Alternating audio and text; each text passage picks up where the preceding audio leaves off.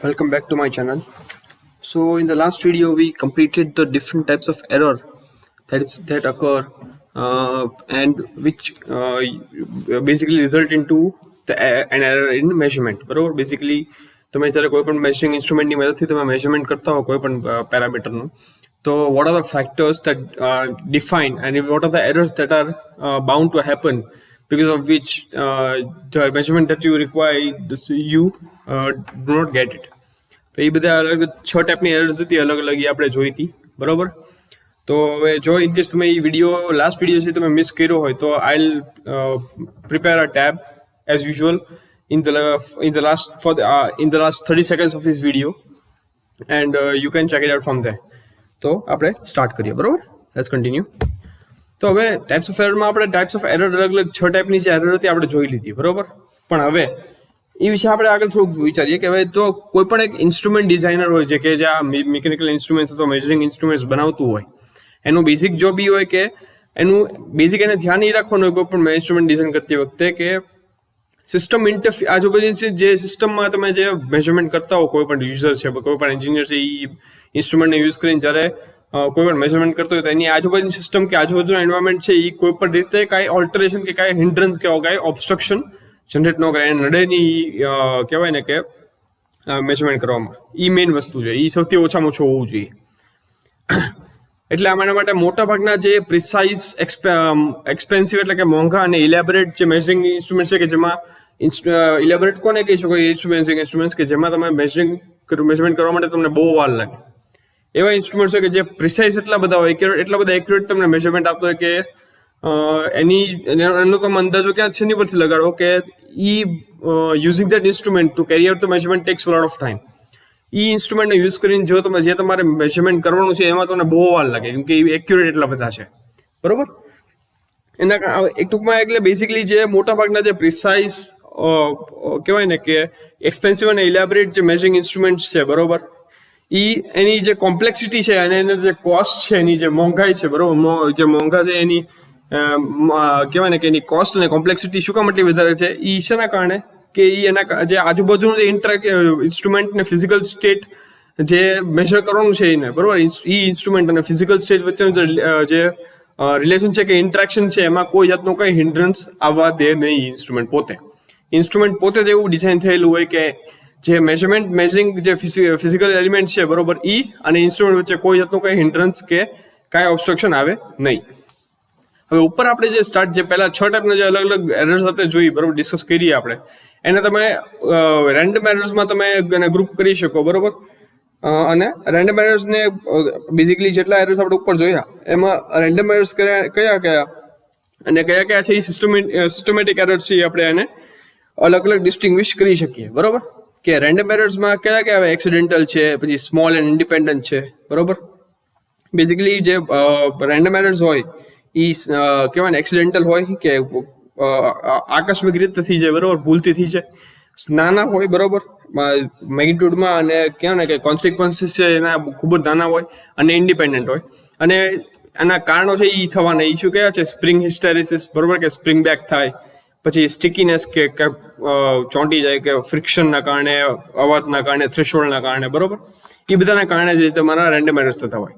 હવે આ ટાઈપના જે એરર્સ છે રેન્ડમ એરર્સ એની મેગ્નિટ્યુડ એની ડિરેક્શન બરોબર એની વેલ્યુ અને એની દિશા છે બરોબર એને તમે પ્રેડિક્ટ ન કરી શકો મેઝરમેન્ટ સિસ્ટમના નોલેજથી. જો તમને મેઝરમેન્ટ સિસ્ટમ ખબર હોય તેનો મતલબ એમ નથી તમને રેન્ડમ એરર્સ જે થશે બરોબર રેન્ડમ એરર્સ જે પ્રોડ્યુસ થશે તમારી મેઝરમેન્ટમાં એની મેગ્નિટ્યુડ અને ડિરેક્શન તમે એને પ્રેડિક્ટ કરી શકો બરોબર. કેમ કે આ જે હવે એની પરથી તમને ખ્યાલ ના હોય પણ આ જે એરર્સ છે એ પ્રોબેબિલિટીના લોઝને ફોલો કરતો હોય એટલે પ્રોબેબિલિટીનો જો તમને ખ્યાલ હોય ને એની મદદથી તમે પ્રેડિક્ટ કરી શકો ભાઈ પ્રોબેબિલિટીનો યુઝ કરીને કે કેટલી પ્રોબેબિલિટી છે આ પર્ટિક્યુલર ટાઈપની એરર થવાની બરોબર. બીજી બાજુ આપણે સિસ્ટમેટિક એરર્સની વાત કરીએ તો એ કન્સિસ્ટન્ટલી રિપીટ થતી હોય બરોબર. જેમ જેમ એક્સપેરિમેન્ટ તમે આગળ વધારો આમ એ જે સિસ્ટમેટિક એરર્સ છે એ કન્સિસ્ટન્ટલી રિપીટ થતી હોય ને એના એ સિસ્ટમેટિક એરર્સ થવાના કારણો છે સેન્સિટિવિટી શિફ્ટ પછી ઝીરો ઓફસેટ અને નોન લિનિયરિટી બરોબર. કે સેન્સિટિવિટી જે શિફ્ટ થતી હોય ઇન્સ્ટ્રુમેન્ટ થયા રાખે એક બાજુ બીજી બાજુ શિફ્ટ થયા રાખે પછી ઓફસેટ તમે સાવ ઝીરો રાખ્યું તો એના કારણે થાય થોડું ઘણું ઓફસેટ રાખવું પડે અને નોન લિનિયરિટી બરોબર જે મેઝરમેન્ટ છે એની લિનિયરિટી છે એ કહેવાય ને કે સ્ટેટ નથી, લિનિયારિટી છે જ નહીં મેજરમેન્ટમાં, પણ તો પણ તમને ખબર હોય એના કારણે એ સિસ્ટમેટિક એરર્સ થાય. સિસ્ટમેટિક એરર્સ છે તમે ડાયરેક્ટ અને રિપીટેટિવ ઓબ્ઝર્વેશન્સથી તમને ખ્યાલ ન આવી શકે. જે પેરામીટર તમે મેજર કરો છો બરોબર, એની ઉપર તમે ડાયરેક્ટલી સીધું રિપીટેટિવ ઓબ્ઝર્વેશન કરો, એનાથી તમને સિસ્ટમેટિક એરર્સ તમે પ્રેડિક્ટ ન કરી શકો અને મેળવી પણ ન શકો બરોબર. અને દર વખતે તમે મેજરમેન્ટ કરતા હો તો દર વખતે સેમ જ સિસ્ટમેટિક એરર થશે ને સેમ મેગ્નિટ્યુડની થશે, સેમ વેલ્યુની થશે, એ જરૂરી નથી બરોબર. હવે આ એરર્સને જો સિસ્ટમેટિક એરર્સને તમારે લોકેટ કરવી હોય કે જાણવી હોય કે ક્યાં આગળ એરર થઈ, એની માટેની એક જ ટેકનિક છે કે તમે રિપીટેડલી મેજરમેન્ટ્સ કરો બરોબર, અલગ અલગ કન્ડિશન્સમાં અથવા અલગ અલગ ઇક્વિપમેન્ટના કે અલગ અલગ ઇન્સ્ટ્રુમેન્ટ્સનો ઉપયોગ કરીને બરોબર. અથવા તો સાવ અલગ જ મેથડ યુઝ કરીને તમે સેમ મેજરમેન્ટ કરો ને તમે જોયું હોય કે કઈ કોમનનેસ કે તમે કોમન એન્ટિટી કે તમને જોવા મળી બંને મેથડ્સમાં બરોબર. જેમાં બંને અલગ અલગ મેથડ્સ તમે યુઝ કરી મેજરમેન્ટની, તો બંને મેથડમાં કંઈ તમને કોમન એરર તમને બતાવી, ત્યાંથી કોમન જો એન્ટિટી તમને એરરની મળે તેની પછી તમને ખ્યાલ આવી જાય કે ભાઈ સિસ્ટમેટિક એરર છે બરોબર. તો બેઝિકલી આ રીતે ટાઈપ્સ ઓફ એરરને તમે રેન્ડમ અને સિસ્ટમેટિક એરર્સમાં તમે ડિસ્ટિંગ્વિશ અને ડિફરન્શિએટ કરી શકો. હવે સિસ્ટમેટિક ને રેન્ડમ આપણે એક જો અહીંયા તમને ડિફરન્સ આપેલો છે બરોબર, કે આ સિસ્ટમેટિક એરર્સ છે રિપીટેટિવ હોય અને કોન્સ્ટન્ટ હોય, એને સરખા ફોર્મની હોય. આ છે નોન કન્સિસ્ટન્ટ ન હોય એ, અને સોસિસ છે અલગ અલગ ટાઈપના જે એરર્સ છે એ રેન્ડમ, એટલે એના રેન્ડમ એરર્સ કહેવાય કે રેન્ડમ જે એરર્સ થતા હોય બધા રેન્ડમ હોય, સેમ ન હોય દર વખતે. બીજું છે કે ઇમ્પ્રોપર કન્ડિશન્સ ને પ્રોસિજર્સના કારણે થાય બરોબર. આ જ્યારે રેન્ડમ એરર્સ છે એ મેઝરિંગ સિસ્ટમ કે મેઝરિંગ ઇન્સ્ટ્રુમેન્ટ્સની અંદર રહેલા હોય એની ભૂલના કારણે થાય. પછી સિસ્ટમેટિક એરર્સમાં પર્સનલ એરર્સને જો દૂર રાખીએ તો સિસ્ટમેટિક એરર્સ બધા છે એની તમે મેગ્નિટ્યુડ ને સેન્સ તમે કંટ્રોલ કરી શકો. હવે રેન્ડમ એરર્સ છે એની સ્પેસિફિક કોઝિસ બરોબર, એના સ્પેસિફિક કારણો, પછી એના મેગ્નિટ્યુડ્સ એની સેન્સ છે આપણે ડિટરમાઇન ન કરી શકીએ. જો પ્રોપરલી એનાલિસ તમે સિસ્ટમેટિક એરર્સને કરો તો એની તમે ડિટરમાઇન મેળવી શકો અને એને કાં તો તમે ઘટાડી શકો કાં તમે પૂરેપૂરું એલિમિનેટ કરી શકો. રેન્ડમ એરર્સ છે તમે એને એલિમિનેટ ન કરી શકો, પણ એના કારણે જે રિઝલ્ટ્સમાં જે ભૂલ થાય છે બરોબર, એની આ એરર્સના કારણે જે રિઝલ્ટ્સમાં ભૂલ થાય છે, જે તમને રિઝલ્ટ મળે છે મેજરમેન્ટને એમાં જે ભૂલ થાય છે એને તમે કરેક્ટ કરી શકો. હવે સિસ્ટમેટિક એરર્સમાં કઈ એરર્સ આવે? કેલિબ્રેશન એરર આવે, પછી variation in contact pressure, variation in atmospheric condition, parallax errors, misalignment errors, આ બધી એરર્સ છે એ સિસ્ટમેટિક એરર્સમાં આવે. જ્યારે રેન્ડમ એરર્સમાં કયા આવે? This include errors due to variation in position of setting standard and workpiece, errors due to displacement of lever joints of instruments, errors resulting from backlash, friction, બરોબર. Basically systematic errors માં કયા errors છે કે જેમાં તમે કોઈ પણ ઇન્સ્ટ્રુમેન્ટને calibrate કરતો તારે ભૂલ થઈ ગઈ, પછી જે કોઈ પણ કોન્ટેક્ટ ટાઈપનું ઇન્સ્ટ્રુમેન્ટ છે તમે કોન્ટેક્ટ પ્રેશર આપવામાં તમે કઈ વેરિએશન થઈ ગયું એની કારણે ભૂલ થઈ ગઈ, પછી એટમોસ્ફિયર કન્ડિશન ચેન્જ થઈ ગઈ એના કારણે ભૂલ થઈ ગઈ, પેરેલેક્સ એરર થઈ ગઈ, પછી એલાઇનમેન્ટ તમે સપોઝ તમારે કરવાનું હોય મેજરમેન્ટ માટે, તો એ એલાઇનમેન્ટ તમે ક્યાં ભૂલ કરી નાખી ઇન્સ્ટ્રુમેન્ટને ફિઝિકલ જે બોડી છે એની વચ્ચે બરોબર, તેના કારણે જે એરર થાય બધી સિસ્ટમેટિક એરર થઈ. રેન્ડમ એરર્સમાં કઈ કહેવાય કે ભાઈ તમે સ્ટાન્ડર્ડ ને વર્કપીસ તમારે સેટ કરવાના છે, પછી તમારે સપોઝ એક મેજરમેન્ટ કરવાનું છે, એ સ્ટાન્ડર્ડ અને વર્કપીસ બંને સેટ કરવામાં તમે કઈ એરર વેરિએશન કરી નાખ્યું, કઈ ભૂલ કરી નાખી એની પોઝિશનમાં. પછી ઇન્સ્ટ્રુમેન્ટમાં કઈ લીવરના જોઈન્ટ્સ હોય બરોબર, કે લીવર જે છે એ ટાઈપના જોઈન્ટ્સ હોય તમારા ઇન્સ્ટ્રુમેન્ટમાં, તો એના લીવરના જોઈન્ટ્સનું જે ડિસ્પ્લેસમેન્ટ છે એ ડિસ્પ્લેસમેન્ટ તમારે નથી જોતું, પણ તમારે કહેવાય ને કે અનરિક્વાયર્ડ નોટ રિક્વાયર્ડ ડિસ્પ્લેસમેન્ટ થઈ ગયું, ચેન્જ પોઝિશન થઈ ગઈ એના કારણે જે એરર્સ થાય, પછી ફ્રિક્શનના કારણે જે એરર્સ થાય બરોબર, એ બધી રેન્ડમ એરર્સમાં આવે બરોબર. તો આ તમારા ટાઈપ્સ ઓફ એરર છે એ પૂરા થયા અહીંયા આગળ. નેક્સ્ટ છે તમારું ડેવલપમેન્ટ ઓફ મટીરિયલ સ્ટાન્ડર્ડ બરોબર. તો હવે એક સ્ટાન્ડર્ડ કોઈ પણ મેઝરમેન્ટ મેઝરિંગ ઇન્સ્ટ્રુમેન્ટ કે અથવા તો મેઝરમેન્ટ તમારે કરવાનું હોય તેની માટે એક પર્ટિક્યુલર સ્ટાન્ડર્ડ તમારે ધ્યાનમાં હોય, તમારા મગજમાં હોવું જરૂરી છે. સપોઝ આપણે ટાઈમની વાત કરીએ બરોબર, તો ટાઈમ માટેનું એક સ્ટાન્ડર્ડનું તમને સિમ્પલ એક્ઝામ્પલ આપું તો 1 minute is equal to 60 seconds બરોબર. 1 મિનિટ બરાબર 60 સેકન્ડ થઈ, it is that can be cold standard બરોબર. એ સ્ટાન્ડર્ડ પહેલેથી સેટ કરવામાં આવ્યું છે કે ભાઈ 1 મિનિટમાં 60 સેકન્ડ તમારી ઘડિયાળ ઉપર થાય એટલે તમારી 1 મિનિટ છે એ કમ્પ્લીટ થઈ ગઈ બરોબર. ને એ પ્રમાણે જેટલી ક્લોક્સ છે બરોબર, જેટલી વોચિસ છે, જેટલી ડિજિટલ વોચિસ છે, બધી જેટલી વોચિસ છે એ બધી વોચિસ છે એ આ જ સ્ટાન્ડર્ડને ધ્યાનમાં રાખીને બનાવવામાં આવે. એટલે બેઝિકલી જે તમે સ્ટાન્ડર્ડ તમે જે સેટ કરો છો મેજરમેન્ટ માટેના બરોબર, એ છે એ તમારા મેજરિંગ ઇન્સ્ટ્રુમેન્ટને તમારી મેજરમેન્ટ સિસ્ટમ ને મેજરમેન્ટ મેથડ ને બધી વસ્તુને એ અફેક્ટ કરે છે. એટલે મેજરમેન્ટ સ્ટાન્ડર્ડ અથવા મટીરિયલ સ્ટાન્ડર્ડ જે છે એ સેટ કરવું, આ બધું ઇન્સ્ટ્રુમેન્ટ ને બધું બનાવતા પહેલા એ ખૂબ જ અગત્યની વસ્તુ છે. એમાં તમારે પૂરેપૂરું ધ્યાન આપવું પડે. You have to be very careful while setting up a standard for measurement. હવે કોઈ પણ એક સ્ટાન્ડર્ડ લેન્થ ને એસ્ટાબ્લિશ કરવાનું કારણ મેઇન એ છે કે જેના કારણે તમે બેઝિકલી એગ્રીકલ્ચરલ લેન્ડ એરિયાઝ જે હોય, બરોબર, તમારા, તો સપોઝ આપણે ખેતી માટેના જે લેન્ડ એરિયાઝ છે, બરોબર, if you talk in Gujarati, તો આપણે ગુજરાતીમાં વાત કરીએ તો આપણે એને વીઘામાં, બરોબર, અથવા તો વારમાં એને માપતા હોઈએ, બરોબર. તો એ વીઘો કે વાર થઈ ગયો, એ એક સ્ટાન્ડર્ડ થઈ ગયું કે ભાઈ આ એક વીઘો એટલે એટલો એરિયા, એક વાર એટલે આટલો એરિયા, એ રીતે, બરોબર. અને એ બેઝિકલી આ જે ટાઈપના સ્ટાન્ડર્ડ છે એની શેની માટે બનાવવામાં આવે કે જેના કારણે તમે એગ્રીકલ્ચરના લેન્ડ એરિયાઝ હોય તેને તમે મેજર કરી શકો, અને કોઈ કઈ બિલ્ડિંગ કે મોન્યુમેન્ટ બનાવવાનું છે તેની માટે તમે લેન્ડ એરિયા છે એ કેલ્ક્યુલેટ કરી શકો, એટલી જોશો એની માટે, બરોબર.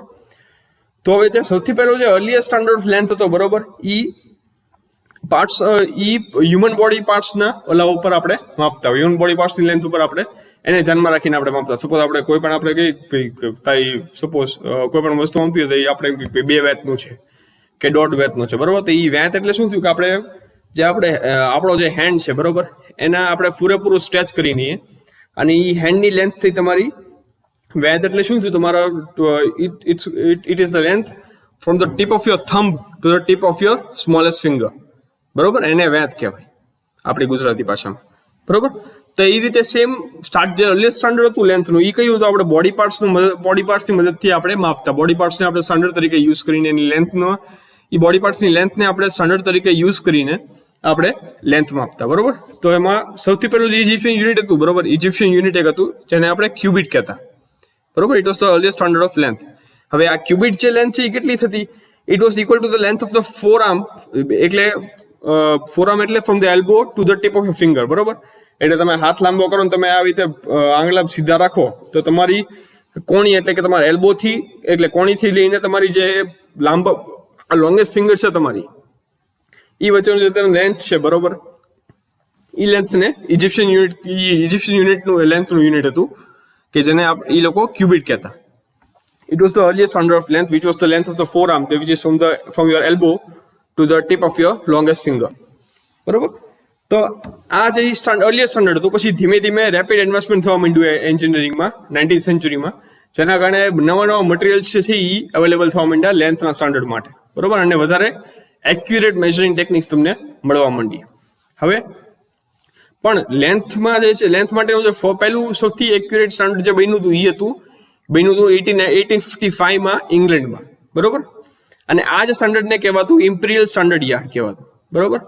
હવે આ સ્ટાન્ડર્ડને યાર્ડને કોણ ફોલો કરતું? This is followed by an international prototype metre made in France in the year 1872. આ ઇમ્પિરિયલ સ્ટાન્ડર્ડ યાર્ડ છે એ એક બેઝિકલી ઇન્ટરનેશનલ પ્રોટોટાઇપ મીટર જે એને ફોલો કરતું, અને જે આ પ્રોટોટાઇપ મીટર જે છે એ ફ્રાન્સમાં બન્યું હતું 1872માં. એમાં સૌથી પહેલો ઇમ્પિરિયલ સ્ટાન્ડર્ડ યાર્ડનો યુઝ થયો હતો.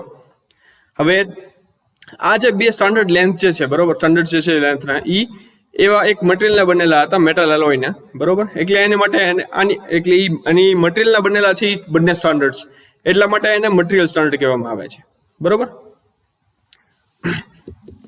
હવે ઇમ્પિરિયલ સ્ટાન્ડર્ડ તમે ફિગરમાં તમે જોઈ શકો છો, એક બેઝિકલી જો imperial standard is made of 1 inch square cross section bronze bar, બરોબર. તો આ જે છે બેઝિકલી બ્રોન્ઝ બાર જે છે એ 1 inch સ્ક્વેર ક્રોસ સેક્શનનું છે, એટલે બેઝિકલી સ્ક્વેર સેક્શનનું છે, બરોબર.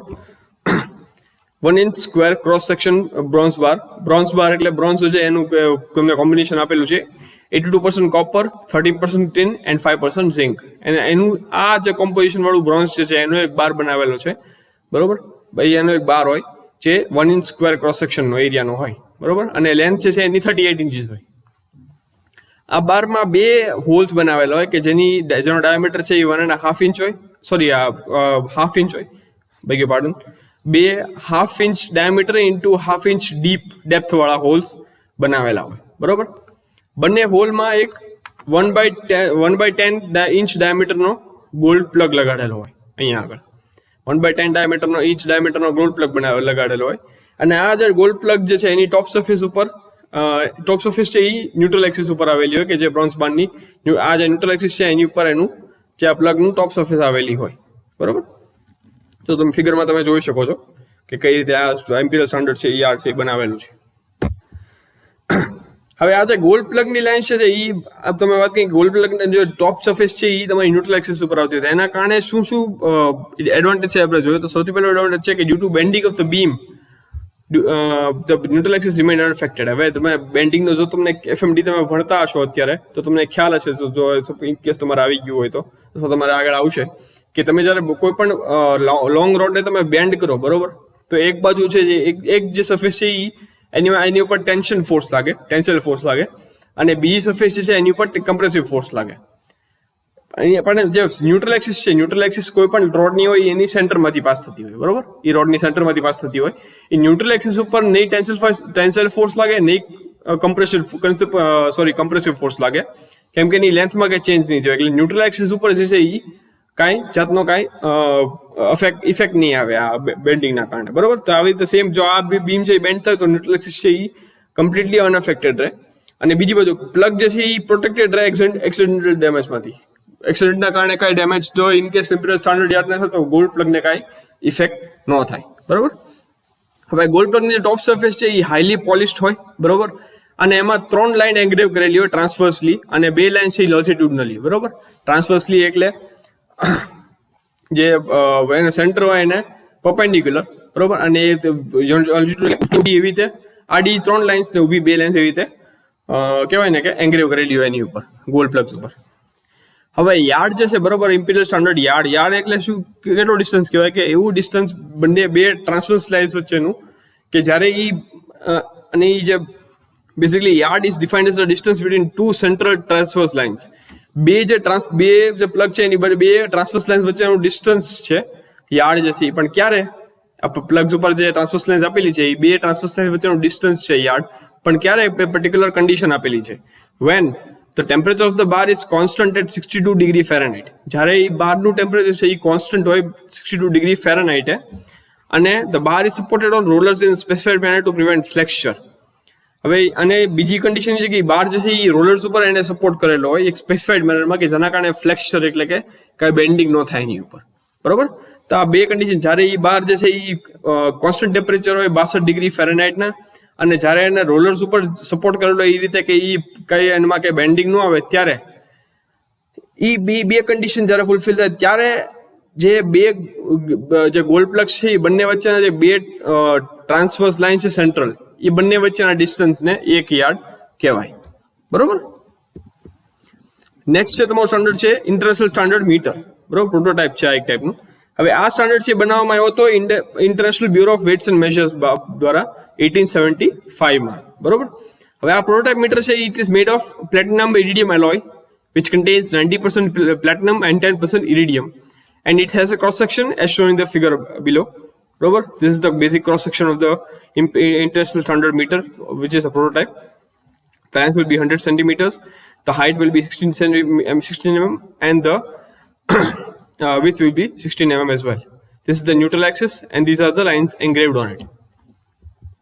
હવે મેટ્રિક સ્ટાન્ડર્ડ છે જ્યારે યુઝમાં હોય ત્યારે એ સપોર્ટ કરેલો હોય 2 પોઈન્ટ્સ ઉપર કે જે એકબીજાને 58.9 સેન્ટીમીટર અપાર્ટ છે, અને એ કેલ્ક્યુલેટ કરી કે આ 58.9 સેન્ટીમીટરનો ડિસ્ટન્સ છે એ કેલ્ક્યુલેટ કઈ રીતે કરવામાં આવ્યું છે એરિસ ફોર્મ્યુલાનો યુઝ કરીને, કે જેના પ્રમાણે according to the Airy formula the best distance between the supporting points, જે સપોર્ટિંગ પોઈન્ટ્સ વચ્ચેનો જે સપોર્ટિંગ પોઈન્ટ્સ ક્યાં આગળ આવવો જોઈએ, બંને વચ્ચેનો ડિસ્ટન્સ કેટલો હોવું જોઈએ, એ જો કેલ્ક્યુલેટ કરવું હોય આપણે એરિસ ફોર્મ્યુલાથી, તેની માટેની ફોર્મ્યુલા છે B = L / √n² - 1, બરોબર. તો where L is the total length of the bar assumed uniform, જો યુનિફોર્મ લેન્થ રહેતી હોય નહીં તો total length of bar L, B = distance between the points, and n is the number of points, બરોબર. તો હવે આ પ્રોટોટાઇપ મીટર માટે જો આપણે વાત કરીએ તો લેન્થ જે સપોઝ 102 સેન્ટીમીટર્સ, બરોબર, divide by number of points કેટલા રાખવાના, 2 પોઈન્ટ રાખવાના છે, એ 2² - 1 = 58.9 સેન્ટીમીટર્સ, બરોબર. તો બેઝિકલી બંને જે સપોર્ટ્સ છે, બરોબર, એકબીજાથી 58.9 સેન્ટીમીટર્સ અપાર્ટ હોવા જોઈએ.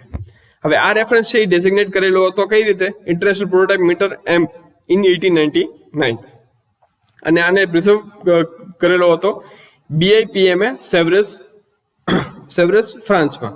હવે એને આ BIPM જે છે જેનું કામ હતું to preserve this international prototype metre was control by the international committee of weights and measures. બરોબર, તો આ ઇન્ટરનેશનલ સ્ટાન્ડર્ડ મીટર પ્રોટોટાઇપનું છે. હવે આપણે મટીરિયલ સ્ટાન્ડર્ડ વિશે જાણી લીધું કે બે જે મટીરિયલ સ્ટાન્ડર્ડ કયા હતા. હવે એના ડિસએડવાન્ટેજીસ કેટલા છે?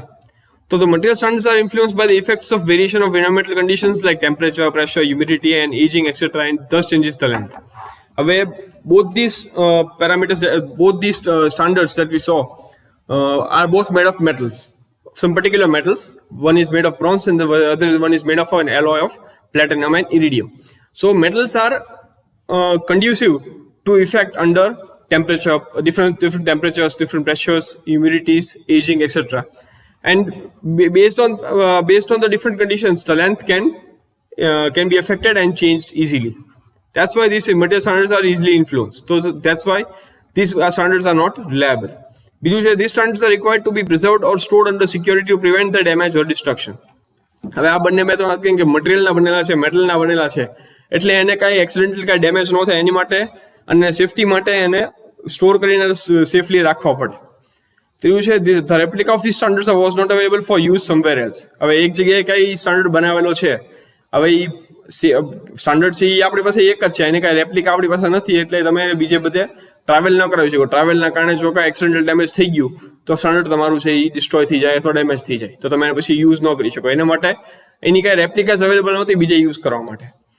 ફોર્થ છે these are not easily reproducible. હવે તમે જે મેટલ્સ તમે હવે યુઝ કરી છે બરોબર, એક તો છે બ્રોન્ઝ છે એ હજી તમે ઇઝીલી મેળવી શકો. બીજું જે સ્ટાન્ડર્ડ યાદ છે તમારું international standard metre, it is made of platinum and iridium which are very rare metals. તો એને તમે ઇઝીલી રિપ્રોડ્યુસ ન કરી શકો જો ઇન કેસ ડેમેજ થઈ ગયું હોય તો. ફિફ્થ છે તમારું conversion factor was to be use for changing over to metric working. હવે આ જે છે તમારું ઈ સ્ટાન્ડર્ડ ઇંગ્લિશ ઓલું હતું, ઇંચમાં હતું, એમાં હતું. જો તમારે મેટ્રિકમાં તમારે એને યુઝ કરવું હોય તેની માટે તમારે કન્વર્ઝન કરવું પડતું કે 1 ઇંચ બરાબર એટલા સેન્ટીમીટર્સ ને એટલા mm, એ પ્રમાણે પછી તમારે કન્વર્ઝન કરીને પછી તમારે યુઝ કરવું પડતું. અને છઠ્ઠું છે કે considerable difficulties experience while comparing and verifying the size of gauges.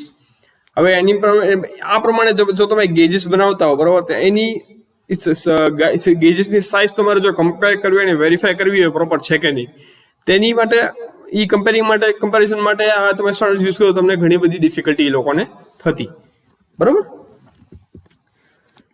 Next છે તમારું વેવલેન્થ સ્ટાન્ડર્ડ. તો હવે જે મેટલિક સ્ટાન્ડર્ડ જે હતા આપણે જે પેલા બે જોયા બરોબર, એની માટેનો એની ઉપર એની બનાવવા યુઝ કરવાનો જે મેજર ડ્રોબેક હતો કે મેજર જે ગેરફાયદો હતો એ હતો કે મીટરને યાર્ડ જે છે બરોબર, જે લેન્થ તરીકે યુઝ કરતા કે એની જે લેન્થ એ મટીરિયલના બનાવેલા છે એટલે એની ટાઈમ સાથે એની લેન્થ જે છે એ ચેન્જ થયા રાખતી. બરોબર. બીજું એમ હતું કે કન્સિડરેબલ ડિફિકલ્ટી આપણને મળતી, આપણે વાત કરીએ એમ કે જ્યારે આપણે ગેજેસ સાઇઝીસ આપણે વેરીફાઈ કે કમ્પેર કરવી હોય તો એની માટે બરોબર આ મટીરિયલ સ્ટાન્ડર્ડ યુઝ કરીને એના કારણે ઘણી બધી એરર જે છે એ આપણને એ લોકોને મળતી થતી, જે ખૂબ જ અનએક્સેપ્ટેબલ ઓર્ડર ઓફ મેગ્નિટ્યુડ, ખૂબ મોટા વેલ્યુની અને મેગ્નિટ્યુડની હતી જેને તમે એક્સેપ્ટ લોકો નહોતો કરી શકતા. એની માટે જરૂરી થઈ ગયું કે એક એવું સ્ટાન્ડર્ડ બનાવવામાં આવે કે જે એક્યુરેટ હોય અને ઇનવેરિયેબલ હોય. એના માટે ઝાક બેબિનેટ જે એક ફ્રેન્ચ ફિલોસોફર હતા એણે સજેસ્ટ કર્યું કે મોનોક્રોમેટિક લાઇટના વેવલેન્થનો આપણે યુઝ કરીએ એક નેચરલ ને ઇનવેરિયેબલ યુનિટ ઓફ લેન્થ તરીકે. બરોબર. મોનોક્રોમેટિક લાઇટના એક વેવલેન્થનો આપણે યુઝ કરીએ કે જેને આપણે ઇનવેરિયેબલ યુનિટ ઓફ લેન્થ તરીકે તમે યુઝ કરી. હવે તમે કોઈ પણ મટીરિયલનું બનેલું હોય તમારું સ્ટાન્ડર્ડ તો તમે એની જે લેન્થ છે એ ચેન્જ થઈ શકે, પણ જો તમે લાઇટના એક વેવલેન્થને જો તમે સ્ટાન્ડર્ડ લેન્થ તરીકે તમે યુઝ કરો, સ્ટાન્ડર્ડ તરીકે યુઝ કરો તો લાઇટનું તમે વેવલેન્થનું તમે કઈ લેન્થ ચેન્જ નથી કરી શકવાનું. બરોબર. તેની માટે એ લોકોએ આવી રીતે મોનોક્રોમેટિક લાઇટના વેવલેન્થનો એ લોકોએ યુઝ કરવાનું શરૂ કર્યું as a natural and invariable unit of length.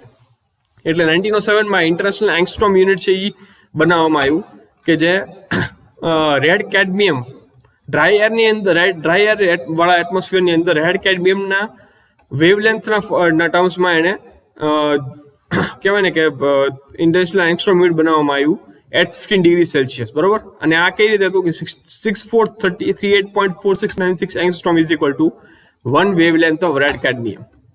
બરોબર. આ જે યુનિટ બનાવ્યું જ્યારે 7th general conference of weights and measures જે હતી એને અપ્રૂવ કર્યું 1927માં આ યુનિટને. અને સ્ટાન્ડર્ડ ઓફ લેન્થની ડેફિનેશન છે એ મીટરના રિલેશનમાં વેવલેન્થના ફોર્મમાં એ લોકોએ અપ્રૂવ કરી, બરોબર. અને રેડ કેડમિયમને એ લોકોએ as a alternative to international prototype metre એ લોકોએ એક્સેપ્ટ કર્યું કે ઇન્ટરનેશનલ પ્રોટોટાઇપ મીટરની જગ્યાએ તમે રેડ કેડમિયમ યુઝ કરી શકો. પછી એ લોકોએ આગળ વધારે એ લોકોએ કહેવાય ને કે ફર્ધર એ લોકોએ એડવાન્સ કર્યું અને ક્રિપ્ટોન 86ના આઇસોટોપનું ઓરેન્જ રેડિયેશન એ લોકોએ યુઝ કર્યું એક નવી ડેફિનેશન ઓફ લેન્થ માટે 1960માં. કોણે? By the 11th general conference of weights and measures. હવે એને કમિટીએ ડિસાઇડ કર્યું કે ક્રિપ્ટોન 86 છે એ સૌથી સુટેબલ એલિમેન્ટ છે લેન્થના સ્ટાન્ડર્ડ માટે. અને એને યુઝ શેમાં કરવાનું? એક હોટ કેથોડ ડિસ્ચાર્જ લેમ્પમાં કે જેને તમે 63 ડિગ્રી કેલ્વિનના ટેમ્પરેચર પર એ લોકો એને મેન્ટેન કરે. પછી એમાં એનો જે રેડિયેશન મળે ઓરેન્જ રેડિયેશન એનો એ લોકો યુઝ કરે as a standard of length. પછી આ સ્ટાન્ડર્ડ પ્રમાણે શું થયું કે metre was defined as equal to 1650763.73 wavelength of the red orange radiation of krypton isotope 86 gases.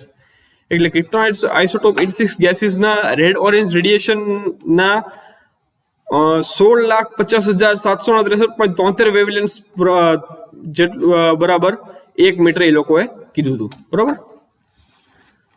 હવે આ સ્ટાન્ડર્ડ જે અત્યારે આપણે વાત કરીએ તો એને રિપ્રોડ્યુસ તમે કરી શકો એક્યુરેસી કેટલી કે 1 part in 10⁹, 10⁹ અથવા 10⁹માં 1 part જેટલી એને તમે આ જે સ્ટાન્ડર્ડ છે એને એક્યુરેટ તમે કહી શકો. મીટર અને યાર્ડ જે છે એ ફરીથી અને વેવલેન્થના ફોર્મમાં એને રિક્રિએટ કર્યા, બરોબર. મીટરના યાર્ડ બંનેને મીટરમાં 1 મીટર બરાબર 1650763.73 wavelength and 1 yard is equal to 0.9144 metres, બરોબર. એટલે જો આ યાર્ડને મીટરમાં ફોર્મમાં 1.9144 મીટર્સ અને જો આ મીટરના યાર્ડને તમારે જો વેવલેન્થમાં મેળવવું હોય તો 0.9144 ઇન્ટુ 1650763.73 વેવલેન્થ. એની ઉપરથી તમને મીટર અને યાર્ડ બંનેનો વેવલેન્થના ફોર્મમાં તમને જે રિપ્રોડક્શન છે આ યુનિટનું એ તમને મળી ગયું. નેક્સ્ટ આપણે હવે વાત કરીએ મીટરની, બરોબર. તો હવે પહેલા જ્યારે આપણે ક્રિપ્ટોન 86 નો સ્ટાન્ડર્ડ છે એ ખૂબ જ સારી રીતે આપણને મળી ગયો, એક્યુરેટ મળી ગયો આપણને. પણ ટેકનોલોજીકલી જે ડિમાન્ડ છે એ વધારે એક્યુરેટ યુનિટ્સની આપણને ડિમાન્ડ્સ આવવા માંડી માર્કેટમાં. એના કારણે એક ડેફિનેશન જે સ્પીડ ઓફ લાઇટની જે ડેફિનેશન હતી એની ઉપરથી ટેકનિકલ ને ફિઝિબલ કહેવાય ને કે એવું લોકોએ વિચાર્યું કે it was through that definition based on speed of light would be technically feasible and practically advantages, બરોબર. એટલે એ લોકોએ કીધું ભાઈ કે સ્પીડ ઓફ લાઇટના ફોર્મમાં જો આપણે કહેવાય ને કે યુનિટ જે છે લાઇટ મીટરનું આપણે મેળવીએ કે લેન્થનું સ્ટાન્ડર્ડ બનાવીએ તો આપણને ટેકનિકલી ફિઝિબલ પણ પડશે અને પ્રેક્ટિકલી એડવાન્ટેજીસ પણ આપણને રહેશે. એટલા માટે 17 general conference of weights of મેજર્સે અગ્રીડ કર્યું કે એક ફંડામેન્ટલ ચેન્જ બનાવવાનો મીટરની ડેફિનેશનમાં 20 ઓક્ટોબર 1983માં. જનરલ કોન્ફરન્સમાં નક્કી કરવામાં આવ્યું કે accordingly a meter is defined as the length of the path traveled by light in a vacuum in 1/299792458 seconds, બરોબર. એટલે વેક્યુમ કોઈ પણ જાતને કહેવાય અવકાશમાં, બરોબર. બેઝિકલી વેક્યુમ એટમોસ્ફિયરમાં લાઇટ 1/299792458 સેકન્ડ્સમાં જે પાથ ટ્રાવેલ કરે that distance અથવા ઓર path is can be called as 1 meter, બરાબર. હવે આ જે છે એ રિયલાઇઝ કરવા માટે એ લોકોએ આયોડિન સ્ટેબિલાઇઝડ હિલિયમ નિયોન લેઝરનો એ લોકોએ યુઝ કર્યો, બરોબર. હવે અને આ જે યુનિટ છે એની એક્યુરેસી અથવા રિપ્રોડ્યુસિબિલિટી આપણે જોઈએ તો ઇટ વોઝ 3 parts in 10⁻11. જેને તમે કમ્પેર કરો તો it is compared to measuring the Earth's mean circumference to an accuracy of about 1 mm, બરોબર. આ જો તમે એક્યુરેસીની વાત કરો તો કેટલી એક્યુરેસી તમે કે અર્થનું તમે એવરેજ સરેરાશ સર્કમફરન્સ તમે મેળવો, બરોબર. અને એક્યુરેસી તમને 1 mm જેટલી મળી રહે, બરોબર. that is very high rate of accuracy. હવે આ જે મેટર નવી ડેફિનેશન છે એની સાથે શું થયું કે વન સ્ટાન્ડર્ડ યાર્ડની લેન્થ છે એ બેઝિકલી આપણે ખ્યાલ હતું કે 1 યાર્ડ બરાબર 0.9144 મીટર્સ થાય, બરોબર. તો આપણે જો આપણે યાર્ડનું છે આ સેકન્ડ્સના ફોર્મમાં અથવા જે લાઇટ ટ્રાવેલ બાય વેક્યુમ છે એના ફોર્મમાં લેવું હોય તો it will be 0.9144 into 1/299792458 seconds, which is 3 × 10⁻⁹ seconds, બરોબર. આ યાર્ડનું થઈ ગયું ઇન ટર્મ્સ ઓફ ટાઈમ. હવે આ વેવલેન્થ સ્ટાન્ડર્ડ જે છે એની આપણે એડવાન્ટેજ જોઈએ તો કે એના જે ફાયદા કયા છે. It is not a material standard and hence it is not influenced by the effects of variation of environmental conditions like temperature, pressure, humidity and aging. બરોબર. પછી it need not be preserved or stored under security, thus there is no fear of being destroyed as in the case of meter and yard. Metre ને yard ની જેમ કાંઈ storage કરવાની જરૂર ન પડે, એટલે એને કાંઈ ડેમેજ થવાની કાંઈ બીક ન રહે, કેમ કે બરોબર. ત્રીજું છે એને તમે વીઆર અને ટીઆર એને કાંઈ ઘસારો ન લાગે, લાઇટ છે એટલે બરોબર. ચોથું છે એ એવું યુનિટનું લેન્થ આપે કે જેને તમે કન્સિસ્ટન્ટલી પ્રોડ્યુસ વધારે કરી શકો બરોબર, કોઈ પણ સંજોગોમાં અને બધી કોઈ પણ જગ્યાએ બરોબર. બીજા વસ્તુ કે ઇઝીલી રિપ્રોડ્યુસેબલ છે આ યુનિટ છે, એને કારણે આઈડેન્ટિકલ સ્ટાન્ડર્ડ્સ તમને અવેલેબલ હોય. આ સ્ટાન્ડર્ડ છે ઇઝીલી અવેલેબલ છે બધી લેબોરેટરીઝ અને ઇન્ડસ્ટ્રીઝમાં. પછી આ જે સ્ટાન્ડર્ડ છે જો તમે ટ્રાન્સફર કરો એક જગ્યાએથી બીજી જગ્યાએ, તેમાં કાંઈ તમને કાંઈ પ્રોબ્લેમ ન આવે બરોબર. અને કમ્પેરેટિવ મેઝરમેન્ટ્સ તમારે બહુ વધારે એક્યુરેસી તમે બનાવો તો એની માટે પણ તમે આને ઇઝીલી યુઝ કરી શકો બરોબર. હવે સબ ડિવિઝન છે ઇન્ટરનેશનલ સ્ટાન્ડર્ડ્સના બરોબર. એ આપણે જોઈએ તો સબ ડિવિઝન ઇન્ટરનેશનલ સ્ટાન્ડર્ડ્સના સ્ટાન્ડર્ડ યાર્ડ અને ઇન્ટરનેશનલ પ્રોટોટાઇપ મીટર જે છે બરોબર, એને તમે જનરલ પર્પઝ માટે જનરલ યુઝ માટે તમે યુઝ ન કરી શકો બરોબર. પ્રેક્ટિકલ મેઝરમેન્ટ માટે તમારે જે વર્કિંગ સ્ટાન્ડર્ડ છે એનું એક હાયરાર્કી હોય એ તમારે ફોલો કરવી પડે. હવે એક આ હાયરાર્કી પ્રમાણે જે એક્યુરસી કેટલી તમારે જોતી છે બરોબર, base on the accuracy required અને the importance of the accuracy that you require, the standards can be subdivided into 4 grades. Standards ને તમે 4 ગ્રેડમાં તમે એને ડિવાઈડ કરી શકો: પ્રાઇમરી, સેકન્ડરી, ટર્શરી અને વર્કિંગ સ્ટાન્ડર્ડ્સ બરોબર. તો આજનો વિડીયો આપણે અહીંયા સુધી રાખીએ. નેક્સ્ટ વિડીયોમાં આપણે જે ચાર જે સ્ટાન્ડર્ડ છે એને આપણે જોઈ લઈશું બરોબર. હવે જો આ વિડીયો તમને ગમ્યો હોય ગાઈસ તો વિડીયોને લાઈક કરજો, શેર કરજો. જો ચેનલ તમને ગમી હોય તો ચેનલને સબસ્ક્રાઇબ કરજો જો ન કરી હોય તો. તમારા ફ્રેન્ડ્સને કહો કે ચેનલને સબસ્ક્રાઇબ કરે. જો કાંઈ વિડીયો ડાઉટ હોય તો તમે કોમેન્ટ સેક્શનમાં લખીને તમને જાણ કરી શકો છો. ને ફાઇનલી ગાઈસ તમને કહીશ કે કોરોના વાયરસની મહામારી જે છે હજી વાતાવરણમાંથી ગઈ નથી, ભલે આપણને જે છે એ વેક્સિન મળી ગયા છતાં. એટલે બને ત્યાં સુધી હજી બહાર નીકળો તો માસ્ક પહેરજો, જરૂર ના હોય તો ઘરની બહાર ના નીકળતા. તમારું જે કહેવાય ને કે ઇમ્યુનિટી વધારો, તમારો ગરમ ખોરાક લેજો, ઠંડો ખોરાક ટાળજો, ગરમ પાણી પીજો, તમારા ફેમિલીનું ધ્યાન રાખજો. બાકી આવો નવો સારો કોન્ટેન્ટ તમારા સુધી પહોંચાડતો હોય. બાકી finally guys good bye, good night, take care, thank you.